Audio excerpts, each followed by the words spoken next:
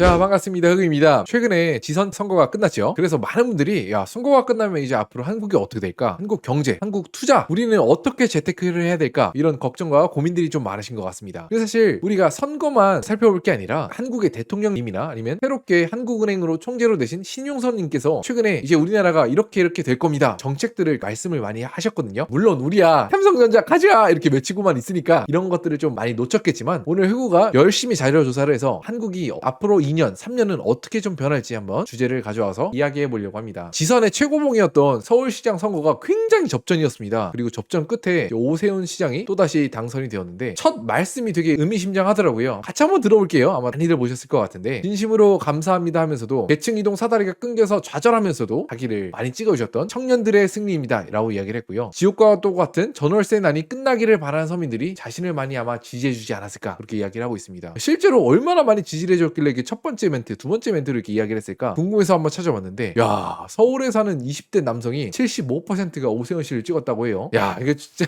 이례적으로 많이 받긴 했다. 그죠? 그런데 저는 개인적으로 생각을 했을 때 이렇게 정말 많은 분들이 바람을 담아서 자신들이 지지하는 정치인들을 찍었겠지만 숭고한 약간 의지가 있었겠지만 한국이나 또 서울이 한두 명의 이렇게 정치인의 행방으로는 어떻게 크게 바뀌긴 좀 어려운 약간 측면이 있다고 생각을 해요. 한창 정치판에 있어서 이런 얘기를 했었습니다. 이미 신축을 가지고 계신 분들은 정원호 씨를 지지하면 유리할 것 같고 공급이 새로 많이 되기에는 오세훈 씨를 지지하는 게 좋을 것 같다 라고 말씀을 많이 하셨지만 저는 조금 생각이 다릅니다. 오세훈 씨가 이번에 서울시장이 되기 이전에도 2022년 지선을 앞두고 한 말이 있습니다. 2030년까지 서울 주택에 50만 원을 공급하겠다 이런 얘기를 했었어요. 우린 이번 지선 아니면 뭐 요즘에 삼성전자 가자를 외치고 있기 때문에 많이들 잊었지만 그렇게 해서 구체적으로 나왔던 게 재개발 재건축을 정상화를 해서 주택을 50만 원까지 공급을 하고 청년주택, 임대주택, 상생주택으로 30만 원을 공급하는 계획을 야심차게 발표를 했지만 결과는 어떻게 됐는지 다들 아시죠? 그 계획에 반토막, 한 해 반토막도 입주를 못하고 있습니다. 사실 2024년, 2025년, 2년, 3년 후에 착공하는 물량이 평소에 늘어난 게 아니라 한 해 반도 못하고 있어. 이렇게 말씀하실 수 있어요. 야, 흑우야, 뭐 서울 아파트만 집이니 빌라, 다세대주택 그런 데에서 많이 공급을 한 거 아니야? 라고 생각하실 수 있지만 여기는 더 심각해요. 아시다시피 빌라 착공 물량이 평소에 4분의 1 토막이 났어요. 왜 이렇게 착공, 또 입주 물량이 적습니까? 물론 서울시 시장님의 의지가 굉장히 강하긴 해요. 특히 뭐 많이들 들어보셨을 재건축의 신이라고 불리는 그 사나이 누누이 얘기한 게 있죠. 서울시한테 개기지 말라고 할 정도로 입김이 굉장히 셉니다. 그런데 사실 시장 상황이 시장님의 말씀 하나로 이제 좌지우지 될 때가 아니야. 왜냐? 공사비가 진짜 말도 안 되게 오르고 있어요. 10년 전에 아크로 리버파크가 2016년에 입주하던 아파트입니다. 이게 평당 공사비가 590만 원이었습니다. 그런데 요즘에 2025년, 2026년에 결정되고 있는 공사비가 혹시 얼마인지 아시나요? 야, 이게 상상을 초월해요. 최근에 결정되고 있는 시공사 선정이 완료된 한남 4구역 1,550만 원, 아크로 압구정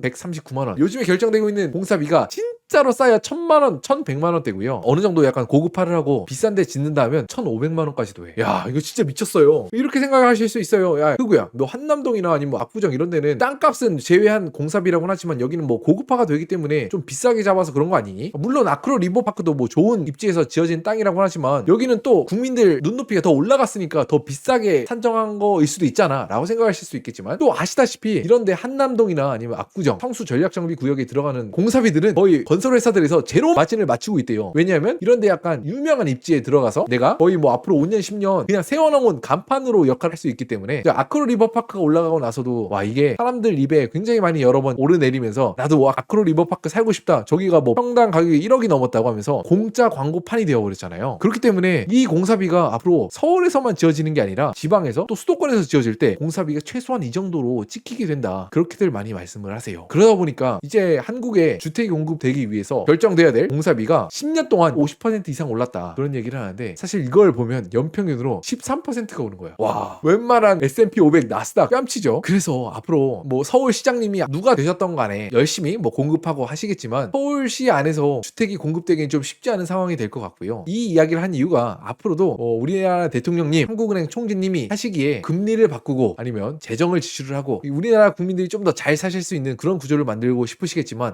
이게 쉽지가 않을 것 같다. 같다, 그런 생각을 좀 하고 있습니다. 한국은행 총재님이 4월 말에 좀 취임을 하시면서 우리가 진짜 갈 길이 명확하다, 그렇게 말씀을 하셨습니다. 그러면서 환율이 1,500원 안팎으로 고정이 돼서 계속 쭉쭉 올라가고 있는 거 내가 기필코 잡겠다, 긴축을 할 성장률이 마련이 됐다, 이렇게 얘기를 했는데, 와, 요즘에 좀 어떻습니까? 강하게 한국은행 총재가 이렇게 환율에 대해서 잡는다고 이야기를 하니까 시장이 좀 먼저 여기에 예측해서 그럼 우리도 달러 있는 거 지금 빨리 원화로 바꿔놔야겠네, 이렇게 반응했을 것 같잖아요. 그런데 한 달이 지나도 환율이 안 잡히고 있어. 이러면서 나오는 이야기가 뭡니까? 국채은행이 금리를 가지는 그 파워가 예전 같지가 않다, 이렇게 얘기하는 것 같아요. 옛날에는 금리를 결정하는 그 정책권자의 힘이 세던 그런 시기가 있었거든요. 불과 20년 전만 하더라도 미국에서도 이런 생각을 좀 가지고 있었던 것 같습니다. 미국의 빈 클린턴이 대통령이 될 때, 그때 아니 내가 미국의 대통령인데 내 경제 정책에 성공하고 내 재선의 성공 여부가 채권 트레이더 그 채권 금리에 의해서 달려있다고? 이러면서 약간 좀 탄식을 하셨던 때가 있고요. 그리고 또 빌 클린턴 뿐만 아니라 우리가 많이 하는 캐치프레이즈를 개발했던 미국의 대선 정책가 제임스 카빌이 이렇게 얘기를 했었습니다. 옛날에는 자기가 어렸을 때는 힘 있는 사람이 되고 싶다면 미국의 대통령이나 교황이 되고 싶다 얘기했지만, 한때에는 미국 채권 시장 그 자체가 엄청난 힘을 가지고 있다, 그런 얘기까지 나올 정도로 금리를 결정할 수 있는 그 힘이 엄청나다고 얘기를 했었는데, 가장 최근에는 요즘에 우리가 폭등하고 있는 자산 가격을 놓고 보면 금리보다는 미국이나 한국의 재정 적자가 굉장히 많이 늘어나고 있잖아요. 이 영향이 엄청나게 크다고 얘기를 하고 있습니다. 한 10년 20년 전에는, 또 30년 전에는 이렇지 않았거든요. 금리가 그야말로 왕이었습니다. 멀리 갈 거 없이 나스닥 차트하고 미국 연방정부 금리를 한번 살펴보면 금리가 쭉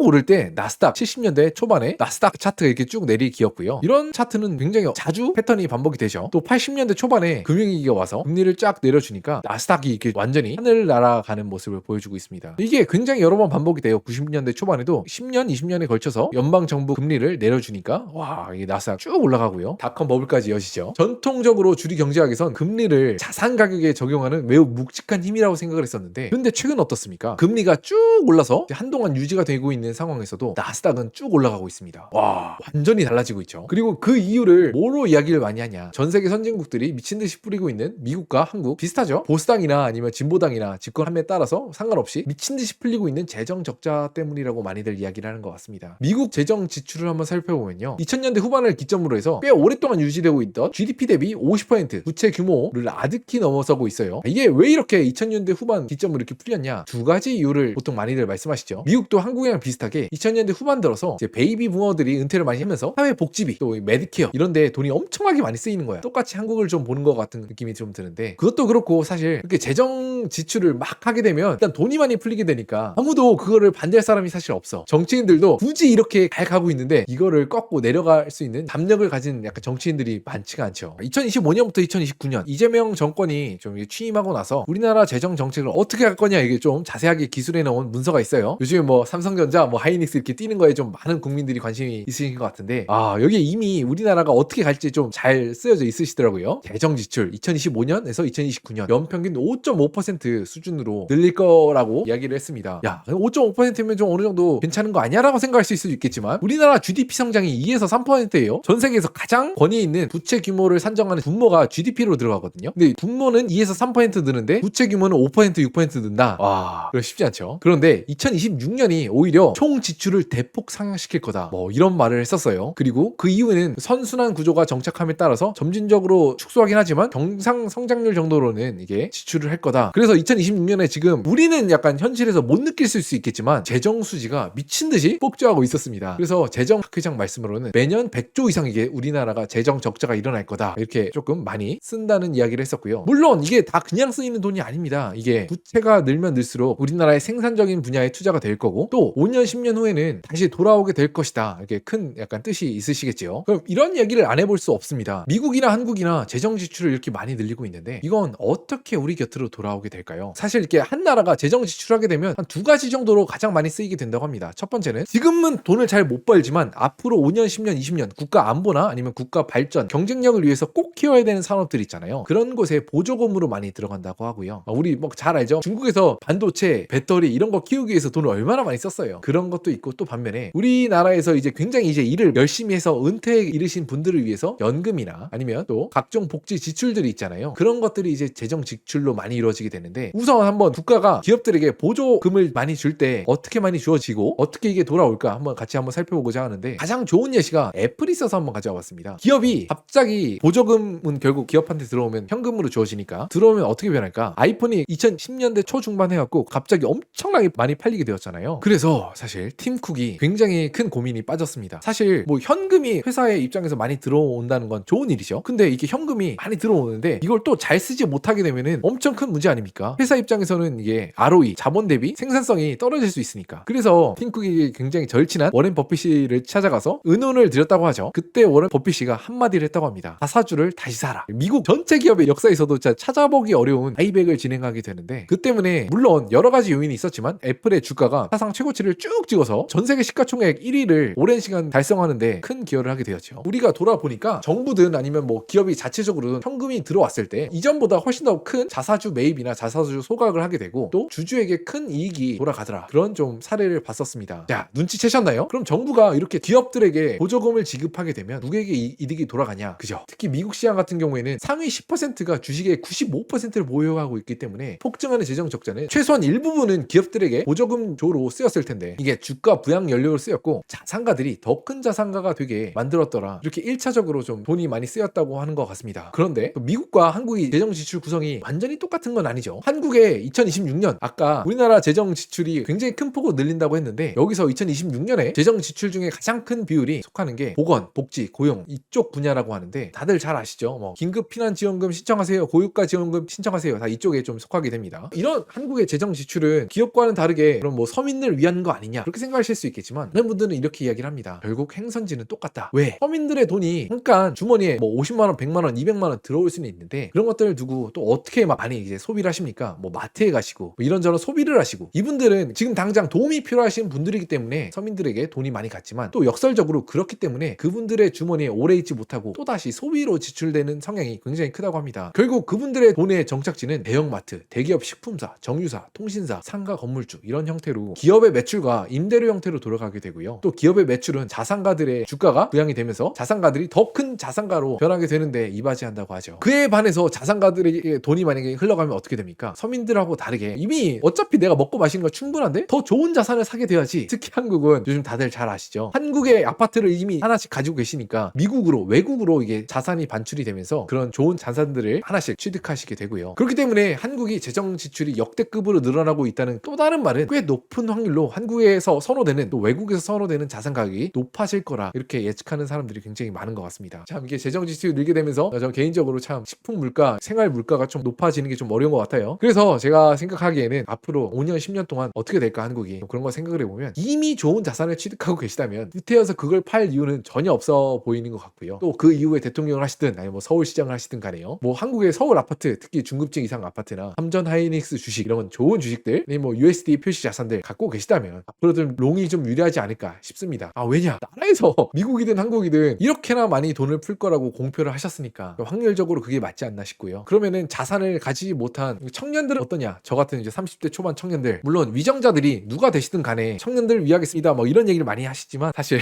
위정자분들은 1번 목표는 선거 한번 다시 되시는 거, 이게 가장 큰 목적이 아닐까 저는 개인적으로 생각을 해요. 그건 이제 여나 야나 아니면 뭐 보수나 진보나 똑같다고 저는 생각을 합니다. 가장 중요한 건 우리 청년들은 개척해 나가야 되는 게 좀 중요하지 않을까 싶고요. 그래서 사실 우리나라가 요즘에 그런 얘기가 좀 많이 하는 것 같아요. 반도체 수저다, 아니면 뭐 있는 사람들이 더 부자가 되고 있다. 우리 전체 사회가 2% 3% 성장, 저성장 사회에 직면했다고는 하지만 뭐 반도체 제외하면 뭐 거의 1%도 아닌 마이너스 성장하는 분야가 너무 많죠. 그럼에도 불구하고 어떤 굉장히 약간 세분화된 분야를 보면은 그래도 막 1년에 전년 동월 대비해서 10% 증가했다 뭐 이런 분야들이 있거든요. 이런데 열심히 좀 한번 기회를 찾아보는 약간 그런 노력들이 필요하지 않을까 그렇게 생각을 합니다. 결국에 우리 사회가 성장을 하려면 무엇이 필요할까요? 라는 생각에 뭐 돈을 푸는 거, 뭐 도와주는 거 그런 것들도 중요하지만 사회 구성원들이 여러분들하고 제가 작게나마 이런 시도 저런 시도를 해보고 진짜 가끔 가다가 뭐 100번 시도하면 한 번 이게 걸릴까요? 그런 가끔, 그리고 또 작은 성공이 일어나고 또 운이 좋게도 그런 성공을 한 분야가 성장하는 사회야. 와, 그러면 이 성공이 또 더 큰 의미를 가지는 거 아니겠어요? 그런 것들이 모여서 풍요로운 사회가 된다고 저는 생각을 합니다. 그렇기 때문에 저도 사실 최근에 우리나라에서 좀 라이센스로 보장이 되는 그런 직종에 속해 있다가 한 4, 5년 했었거든요. 낮에는 이런 라이센스 분야를 하다가 저녁 때는 좀 제 개인 사업을 했었거든요. 그 분야에 좀 매진하고 있는데 사실 많은 분들이 보면은 야, 그나마 우리나라에서 먹고 살 수 있는 거 반도체 아니면 라이센스지, 밖에가 얼마나 무서운지 모르고 너 진짜 바보 같은 행동하네 라고 생각하실 수 있으실 것 같아요. 저도 사실 돈적으로 보면 한 90%? 95% 확률로 바보 같은 선택이라고 생각을 했는데 그래도 저 같은 청년 젊은 친구들이 한국 사회에서 도전을 해야지 좀 사회가 발전하지 않겠습니까?